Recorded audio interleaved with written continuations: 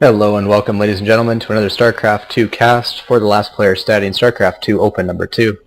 My name is Kopo, and today we're going to be watching Game 2 of this best of 3 between Snake, our red Zergoff in the left spawning position, and Madsniper, our teal Zergoff in the right-hand spawning position. This is the second game of this series. Snake did win the first game, I do believe in fairly convincing fashion. I just caught the results. I actually wasn't able to watch it. I do believe my cohort Skittles is going to be the one casting that match for you. So hopefully we see that posted up on YouTube along with this match. It'd be nice to put those up simultaneously. So I can't tell you exactly what happened in the last match because I was unable to watch it, but I do know this is game 2. I do know that Snake won fairly convincingly. Again, this is best of 3 for the round of 32. Last player standing, StarCraft 2 Open number 2. Check them out at lastplayerstanding.com. All my plugging aside, we do see Zerg vs. Zerg, probably one of my more favorite mirror matchups. It is so volatile that really anybody can win. TVT I'm not a big fan of because of the long drawn-out tank wars it seems to bring, although recently the metagame's changed to try and get away from that.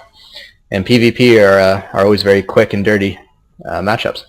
There's not a whole lot to be said about them. It's almost always one-base play.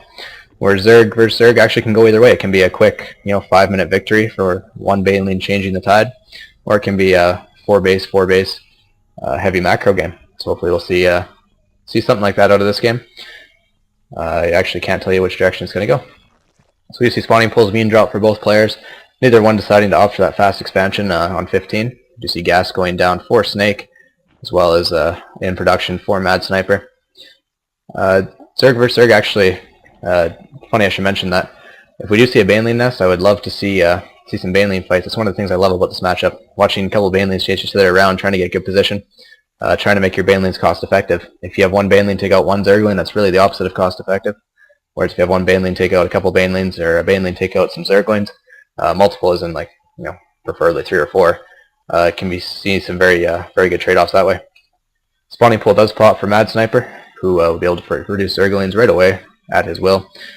Pool not quite done for Snake yet, but he did have his gas up earlier, so he has been mining gas for a little bit longer, so should be able to get that speed as soon as it pops. I'm sure we'll see that go down fairly quickly. There goes the metabolic boost. Perfect timing. So it looks like we're going to be seeing some one-base, fairly decent lane aggression from both players.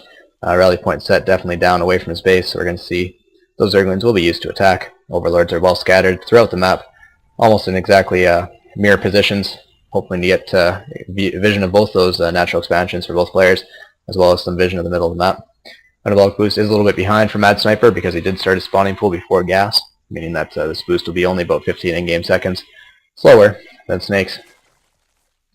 What else can we talk about? We see a drone from Snake moving down to take that natural expansion. We don't see anything of the sort from Madsniper yet.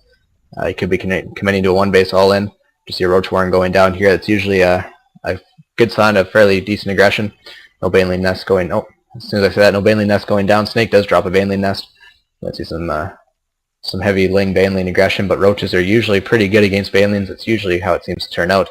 We'll see exactly what happens in this situation. Madsniper still not dropping that expansion. Obviously, he's committing to some sort of a big high-pressure attack. I'm not exactly sure how this one's going to pan out. ZVZ isn't something I know a whole lot about, so I'm kind of casting this on the fly. We'll see exactly see how it goes. So far, it's not going too badly, I'd hope. Baneling nest is almost completed. Hatchery is fairly well along the way. Zergling speed is done for Snake as well, who will be able to get a Zergling in here and scout that there are Roaches on the field. Not that he scouted the Roach Warren, but he did get killed simultaneously by 4 Roaches spitting goo at him. Hatchery is about ready to pop here. Lings are ready for defense, so you see a small contingent of 2 fast Lings and a whole bunch of slow Roaches coming over. Roaches are obviously not nearly as fast as Speedlings, allowing Speedlings to get here a lot quicker. Scout the fact that there's an expansion going down before promptly dying to a whole bunch of Ling. So Overlord's going to be able to see there are Roaches moving across the field, and he'll be able to get his Lings in position. I shouldn't say that those Lings are able to scout the expansion, because this Overlord was here long before those Lings were. Able to make sure that Madsniper knew exactly when Snake dropped that expansion. Madsniper still not dropping a hatchery of his own. He's committing to some sort of a very aggressive attack here. Roaches are going to be able to do huge damage to those Lings, and let the Lings get us around, which they do. They're able to chew away at those Roaches quite quickly. Roaches aren't doing nearly enough damage here. He is able to chase away the Lings for the time being. This is actually a fairly scary force of Roaches here. They might be able to do significant damage to this hatchery. Lings are going to try and move back in, kill the Lings with Madsniper, who now only has Roaches and a couple Lings down here, but Roaches are very, very good against Zerglings. As we are seeing here, all the Zerglings are getting surrounded on the roaches, although they are able to clean up those that Zergling pest. More Zerglings are popping for Snake, though, who will be able to hopefully defend this this roach pressure. Looks like he's going to go for this round. Kills a couple drones with those roaches, but roaches back up against the geyser. The Zerglings still get the full surround on them. They're able to take them out quickly. More Lings run in, but are going to be quickly demolished by Snake. Supplies are still very low in this game, 30 to 26. Obviously, that pressure on this hatchery stopped Snake from producing any drones. So now he's stuck to he was stuck to producing units. See him probably produce some more drones out of that. One Baneling coming in could turn the tide if there's a mass Zergling played by Madsniper, who is now dropping his expansion. A little bit late, actually, to be completely honest. He did a lot of damage here, but this base has already been up for a fair while. So he is still behind in the economy, to be sure. And even behind in supply, for that matter. Zerglings moving across the map here for Snake, trying to maybe catch Madsniper in a bad position. This hatchery has not yet popped, but it will pop about the time that the Zerglings get there. So he won't be able to force the cancel on it, but he will be able to do significant damage. Pops just as the Zerglings get there, and they're all going to try and surround this. And actually, they can take it down fairly quickly if that's the case, but Zerglings come in from Madsniper to try and defend that hatchery. Zergling's going to move back in for Snake, and it's going to be just a bit of a dance here. Snake wants to take out that hatchery without taking severe damage. You see two Banelings being morphed over here. So far, nothing too special. Roach Warren going down for Snake, who decided he's going to get roaches of his own, because roaches are a cool unit. Why not make as many of them as possible? See a fairly... Oh, maybe an Overlord got picked off. For Madsniper, obviously he ran that Overlord too close to a Queen. Zerglings are going to come in here. Probably get a surround on the Queens, but there's a couple of Banelings here. Actually, big detonation there. Trying to kill as many Zerglings as possible, but the Baneling's a little bit slower, obviously. That Roach is able to pick off that second Baneling before it does any damage. Things get a surround on the Queen, and the Queen does go down, but this attack by Snake is cleaned up by Madsniper. Snake now producing 10 roaches at his home base. Obviously, studying roaches again are a very cool unit. Why not build more? You see drones actually are fairly well saturated on both these bases. Not a hugely high drone count, but he is only on 2 base, and he has been under a fair amount of aggression. Although he's trying to put on some aggression of his own by the looks of it. We do see a layer coming up from Madsniper. Use that to go in numerous different tech paths. We'll see exactly which one he decides to choose. Layer obviously being morphed in the main base, which is a safer place to do it. Evolution Chamber going down here, maybe try and get some +1 upgrades. In Zerg vs Zerg, actually, if you get +1 upgrades for ahead of your opponent, if you can get a +1 ahead of your opponent, it can definitely turn the tide of the battle.